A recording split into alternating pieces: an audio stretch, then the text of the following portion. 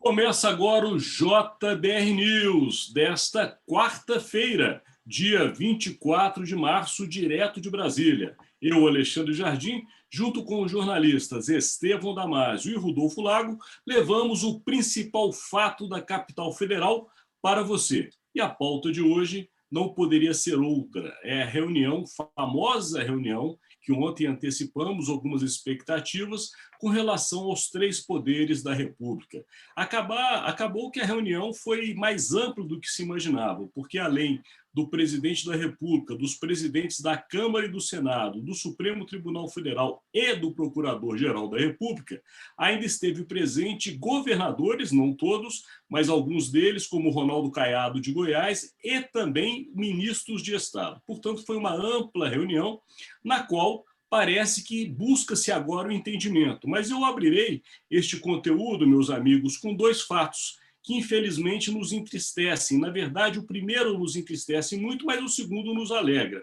O primeiro são os números atualizados da Covid, já que nas últimas 24 horas, segundo o CONAS, que reúne os secretários de saúde e o Ministério da Saúde, nós tivemos no Brasil, até agora, 3.251 óbitos em apenas 24 horas, chegando a um total de 298.676 mortes de brasileiros ou de famílias enlutadas. É um triste número que nos assusta porque estamos muito próximos de chegarmos aos 300 mil mortos. Mas a parte boa, e que também destaco, são as aspas do presidente da República, Estevão Damasio, que vai abrir este conteúdo dizendo o seguinte: a unanimidade é a intenção de nós, cada vez mais, nos dedicarmos à vacinação em massa no Brasil.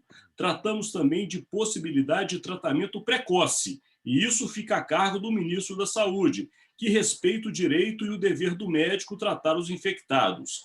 É uma doença, como todos sabem, ainda desconhecida. Uma nova cepa ou um novo vírus apareceu, e nós, obviamente, cada vez mais nos preocupamos em dar atendimento adequado a essas pessoas, disse o presidente da República, Jair Bolsonaro. E aí, Estevão, o que tem a dizer deste encontro de hoje? Ontem eu já tinha expresso minha opinião aqui, ao destacar antes tarde do que nunca. É óbvio que esta reunião deveria ter acontecido um ano atrás, né? Não para acabar com as disputas políticas dessa pandemia que é uma das principais missões, né, que nós teremos daqui para frente, mas para, naquele momento, lá atrás, definir conjuntamente, né, uma coordenação nacional com apoio dos estados, com apoio da Câmara e do Senado, e tendo o Judiciário, né, o papel que lhe cabe, de não participar ativamente, até porque ele não pode, né? Constitucionalmente, ele não pode fazer parte desse grupo, mas ele pode, né, dirimir dúvidas. Né? E o Luiz Fux foi ele foi nevrálgico nesse ponto, né? Expressando a perda de tempo, a ansiedade que geram as disputas jurídicas. Né? Foi um claro recado ao presidente da República, que perdeu tempo e se enfraqueceu ao entrar com aquelas 3 ADIs, ações diretas de inconstitucionalidade, que foram barradas, né, pelo relator da matéria, o ministro Marco Aurélio Mello. Mas vamos olhar para frente. Né? É óbvio que nós vamos chegar amanhã, ou no final de semana, infelizmente, perto dos 300 mil mortos. Bolsonaro entrou para essa reunião enfraquecido, eu diria até acuado, por pressões da economia, por pressões da saúde, por pressões do legislativo, por pressões do judiciário e por pressões de boa parte da sociedade. Então, ele entrou de forma mais humilde. Ele teve que mudar o discurso. Isso já ficou claro no pronunciamento de ontem. Ontem eu vi um presidente robotizado, um presidente que a feição dele não coincide com o que ele estava falando, tanto que o discurso dele foi feito por assessores. Até o ministro das comunicações teria, né, elaborado o texto. O presidente não gera nenhuma empatia ou nenhum tom de verdade ao lamentar os números de mortes. E ele construiu, né, esse estereótipo em torno dele, de um camarada racional, de um camarada frio. Né? Mas, olhando para frente, esse comitê de crise vai fortalecer a posição do presidente do Senado. Né? O presidente do Senado tem boa oratória, tem trânsito junto aos demais poderes e vai assumir, se é que já não assumiu, a liderança desse processo. Ele que vai atuar como um elo forte entre os governadores e entre o Palácio do Planalto. Eu vejo o Jair Bolsonaro, o presidente, sendo um pouco escanteado. Parece que todos querem que ele fique à margem do processo. Tanto que, segundo apuramos, durante a reunião, Bolsonaro ouviu um pedido, e eu acho que é um pedido quase unânime, para que, quando o tema for pandemia, que o ministro da Saúde fale. Ou seja, que o presidente não se pronuncie mais sobre a pandemia. Né? Eu acho que foi uma reunião importantíssima, embora tardia, eu diria estratégica, e vamos ver agora se o próprio presidente, falando em despolitizar o assunto, se agora nós podemos seguir adiante. E guardem essa frase. Bolsonaro fica refém dessa frase, isso é muito importante. Hein? Vou repetir, a partir do momento em que o próprio presidente promete um esforço para despolitizar o tema, se ele, de novo, voltar no campo político para tratar da pandemia, o ônus será totalmente dele, Jair Bolsonaro. Então, vamos esperar, tomara que, de fato, esse comitê de crise possa colocar, nem recolocar, colocar o Brasil nos trilhos da modernidade, da responsabilidade e, por que não, da eficácia e eficiência no combate ao coronavírus via vacinação. Tratamento preventivo, Bolsonaro insiste nesse discurso, óbvio, ele gastou muito dinheiro investindo na cloroquina, então ele tem que investir ainda nesse discurso, de forma não radical, mas vai bater nessa tecla. Porém, na minha visão, tratamento preventivo tem que ficar a cargo do médico. É a relação de confiança entre o médico e o paciente. Né? O governo não pode encampar isso. Os hospitais devem ter autonomia, que não os da rede pública, para endossar ou não esse tratamento. O presidente vai continuar defendendo isso, mas eu acho que no frigir dos ovos, né, nós temos aí um resultado positivo para esse encontro. Rodolfo, essa análise excelente por parte do Estevão chama a atenção de alguns pontos, entre eles, um presidente, como disse Estevão Damasio, robótico quando falou da Covid, portanto, ele não falou com o coração. Um outro ponto também colocado é justamente o presidente deixar esse protagonismo que sempre lhe foi característico no momento de cenário nacional tão conturbado. E aí vai a pergunta para você. Com a reunião de hoje, Rodolfo Lago, Jair Bolsonaro mudou? Isso a gente vai ter que ver daqui para frente, né? Se mudou de fato, né?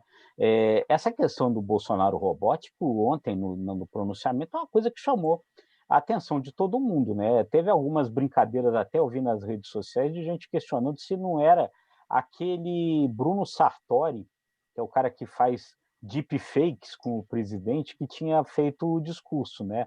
Pega a imagem do presidente e coloca ali uma fala que não é a fala do presidente, porque realmente aquilo não parecia soar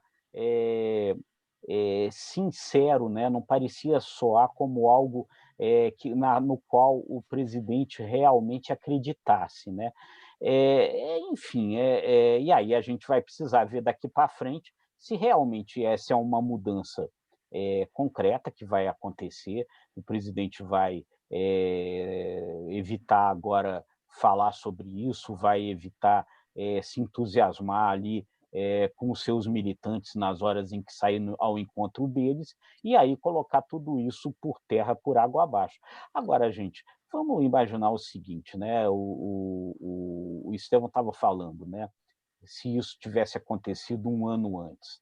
Tivesse acontecido um ano antes, a gente estava falando de março de 2020, foi no dia 11 de março de 2020, que a Organização Mundial de Saúde decretou a pandemia. Então, imagine, isso agora, nós estamos no dia 24 de março, quer dizer, alguns dias depois da decretação da pandemia, o presidente chamasse todas as forças, todos os poderes do país e dissesse: olha, em função do que disse a Organização Mundial de Saúde, vamos agora nos organizar num discurso, numa estratégia conjunta de combate à pandemia. Eu acho que a situação teria sido outra, né? Agora, isso acontecendo um ano depois, Alexandre, aí nós vamos para essa outra questão que você colocou, né? Como você passar um pano sobre tudo que aconteceu durante esse ano, todos os discursos que foram feitos, que estão aí, é só olhar, né? Todas as vezes em que o presidente fez lives, né, falando contra a vacina, que não ia comprar a vacina chinesa, né, falando que a pandemia era mimimi, que a gente tinha que parar com essa frescura. Como que você vai desfazer isso tudo, né? É muito complicado, né? E como a militância dele se posiciona, que argumentos vai ter para desfazer tudo o que ficou dizendo durante um ano, né? Então é isso que a gente aguarda para ver o que acontece, né? Agora, como bem diz o Estevão, eu vou concordar, antes tarde do que nunca, né? Vamos ver para crer. De qualquer maneira, vamos dar o crédito ao presidente da República, até porque, né, Rodolfo Lago, esse crédito é bom para todo o Brasil. Mas o nosso tempo já está mais do que estourado, então vamos rapidinho para aquele momento. A aposta de hoje volta Estevão Damasio. Com protagonismo para o Poder Legislativo, eu creio que ainda hoje, ou no mais tardar amanhã, teremos medidas aprovadas no Senado. O senador Rodrigo Pacheco foi muito claro. Medidas até que facilitem a atuação ou a colaboração da iniciativa privada nesse processo. Eu acho que não tem mais como deixar o empresariado, o PIB brasileiro, à margem do processo. O PIB está querendo ajudar, pelo menos no discurso, os grandes empresários querem ajudar. Então vamos lá, agora a aposta de Rodolfo Lago. Vou em linha semelhante a essa do Estevão, dizendo que está claro aí que o Congresso quer assumir um protagonismo nessa história aí. E há algumas informações de que, se não vai sair CPI da Covid, existe uma possibilidade muito grande de que talvez já na próxima semana o Congresso chame o novo ministro Marcelo Queiroga para uma audiência. Opa, isso é importante também. Eu já vou também ficar no mesmo local que vocês, mas vou pegar um outro assunto também extremamente importante, que é a votação do orçamento de 2021.